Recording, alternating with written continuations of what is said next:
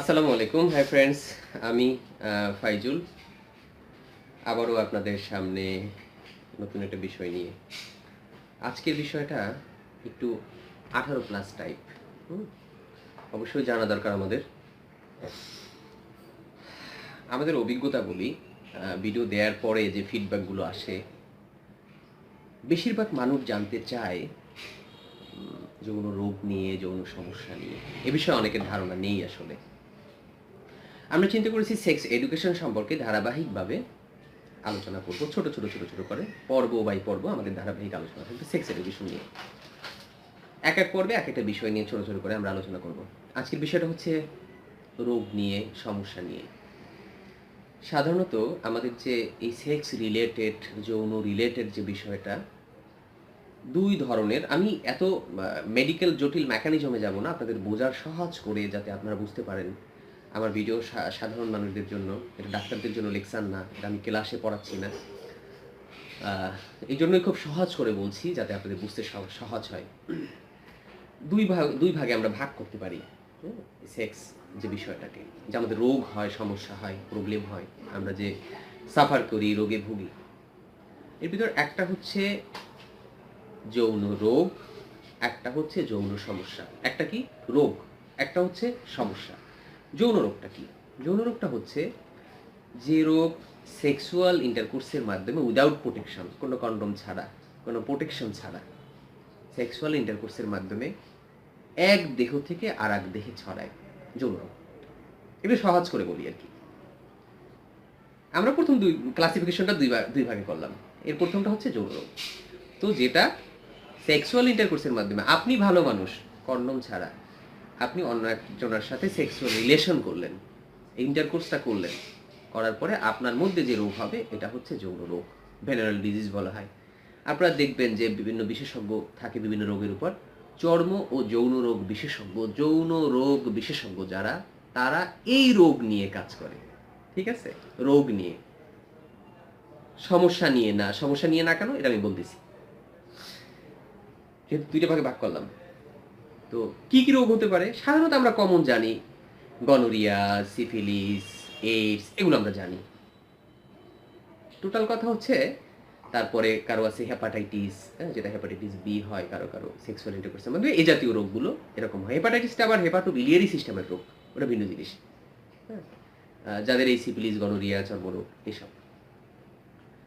এখন তাহলে এটা আমরা বুঝলাম, এর জন্য ডাক্তার আছে, আমরা দেখি বিশেষজ্ঞ ডাক্তার। আমাদের রোগ হলেই আমরা যাই ডক্টরদের কাছে। যখন যাই, একজন যৌন রোগ হয়েছে, যৌন রোগ বিশেষজ্ঞের কাছে গেলাম, আমার প্রস্রাবের সাথে পুজ যাচ্ছে, আমার ডক্টর ব্লাড টেস্ট করে দেখলো যে আমার হচ্ছে, গনোরিয়া হচ্ছে, তো উনি ইনজেকশন দিয়ে দিল, রোগ ভালো হয়ে গেল। এখন আসি যৌন সমস্যা নিয়ে। ভাই, যৌন সমস্যাটা আবার দুই প্রকার। একটা হচ্ছে অর্গানিক ডিসঅর্ডার, আর একটা হচ্ছে সাইকোসেক্সুয়াল ডিসঅর্ডার বা ডিসফাংশন। অর্গানিক ডিসঅর্ডারটা কি? যৌন রোগটা কি? এই রোগটা তো বললাম, সমস্যাটা কি? সমস্যাটা একটু বলি। সমস্যাটা হচ্ছে, অনেকেই কমপ্লেন করে, ডক্টর আমি সেক্সুয়াল রিলেশন করি বাট আমার সময় পাই না। এটা একটা সমস্যা, কারণ এটা তো এক দেহ থেকে আরেক দেহে ছড়ায় নাই। আমার মনে হয় উত্তেজনা কমে গেছে, আমার আগ্রহ কমে গেছে, লস অফ লিবিডো। আমি দিন দিন মনে হয় যে আমার ফিলিংসটা ওরকম আসে না। আগে যেভাবে টাইম পেতাম, অনেক সময় পেতাম, দীর্ঘক্ষণ আমি সেক্সুয়াল ইন্টারকোর্স করতে পারতাম, এখন 1 মিনিটও আমি পারি না। আমার ওয়াইফ পরিপূর্ণ তৃপ্ত হয় না, আমিও তৃপ্ত হই না। এগুলো হচ্ছে সব সমস্যা। এই সমস্যাটাকে দুই ভাগে ভাগ করা যায়। একটা হচ্ছে অর্গানিক। অর্গানিক কীভাবে বলি? কারণ যদি ডায়াবেটিস থাকে, তার ডায়াবেটিস থাকলে তার এই সমস্যাটা হতে পারে। কারো উচ্চ রক্তচাপ আছে, বা কিছু ওষুধ আছে যে ওষুধগুলো দীর্ঘদিন যদি আপনি খান, এই সমস্যা হতে পারে, এগুলো অর্গানিক। হরমোনাল ইমব্যালেন্স থাকতে পারে, এগুলো অর্গানিক। এগুলো সাধারণত পরীক্ষা নিরীক্ষা করলে, ইনভেস্টিগেশনের ফলে ধরা পড়বে যে আপনার এই সমস্যার জন্য, এই প্রবলেমের জন্য আপনার এগুলো হচ্ছে। এটা হচ্ছে বিভিন্ন দৈহিক কারণে। আর একটা আছে মনোদৈহিক কারণে, সাইকোসোমাটিক ডিসঅর্ডার যেগুলো বলি, এরই একটা পার্ট সাইকোসেক্সুয়াল ডিসফাংশন। আপনি আবার মনে করেন না যে আপনাকে আমি মানসিক রোগী বানিয়ে দিচ্ছি, যেহেতু মন শব্দটা আছে। মনের কারণে দেহের যে সমস্যাটা হয়, মনোদৈহিক সমস্যা। আমাদের কাছে এ জাতীয় এই সেক্সুয়াল যে প্রবলেম নিয়ে যৌন সমস্যা নিয়ে যত রোগী আসে জানেন, বেশিরভাগ প্রায় 95%ই হচ্ছে সাইকোসেক্সুয়াল ডিসফাংশনের রোগী। সে সুস্থ মানুষ আন্দাজে তার ভুল এডুকেশনের ফলে, ভুল শিক্ষার ফলে, সেক্স এডুকেশনের না জানার কারণে সে মনে করে যে আমি শেষ, এজন্য সে অসুস্থ থাকে। এটা হচ্ছে তার সাইকোসেক্সুয়াল ডিসফাংশন। এই সাইকোসেক্সুয়াল ডিসফাংশনটা সম্পূর্ণ মনের রোগ। আপনার দেহ আপনি যতই পরীক্ষা করেন, আমার কাছে একটা পেশেন্ট আসলো এতগুলো ফাইল নিয়ে ইনভেস্টিগেশন রিপোর্টে সব নর্মাল। বলুন ডাক্তার সব নর্মাল, আমার তো কোনো রোগই নেই। আমি বলি হ্যাঁ আপনার তো সত্যি সত্যি কোনো রোগ নেই। সাধারণত অ্যালোপ্যাথিকে এর কিন্তু আসলে ভালো চিকিৎসা নাই। আছে কি করে জানেন? যখন আপনি বুঝলেন যে আপনার এরকম দ্রুত বীর্যপতন হয়, দ্রুত বীর্যপাত হয়। তা আপনি কি করলেন? এক ডক্টরের কাছে গেলেন। কোন ডক্টরের কাছে? চর্ম যৌন রোগ বিশেষজ্ঞ। সে কি করবে? আপনাকে রেফার করে দেবে একজন মনোরোগ ডাক্তারের কাছে। আপনি কিন্তু মানসিক রোগ না, বাট মনোরোগ যে চিকিৎসক, মনোরোগের ডাক্তার, এরা এরা এই বিষয়ের উপর পড়াশোনা করে। এরা বিভিন্ন থেরাপি আছে, বিভিন্ন থেরাপি এরা জানে। হ্যাঁ, উইদাউট মেডিসিন এরা করে আরকি, এপ্লাই করে। অনেক সময় আছে যদি ডিপ্রেশন থাকে বা আলাদা অ্যাংজাইটি থাকে, ফোবিয়া থাকে, হ্যাঁ সেক্স ফোবিয়া অনেকের থাকতে পারে। ফোবিয়া থাকে, এরা মেডিসিনগুলো দিয়ে দেয়।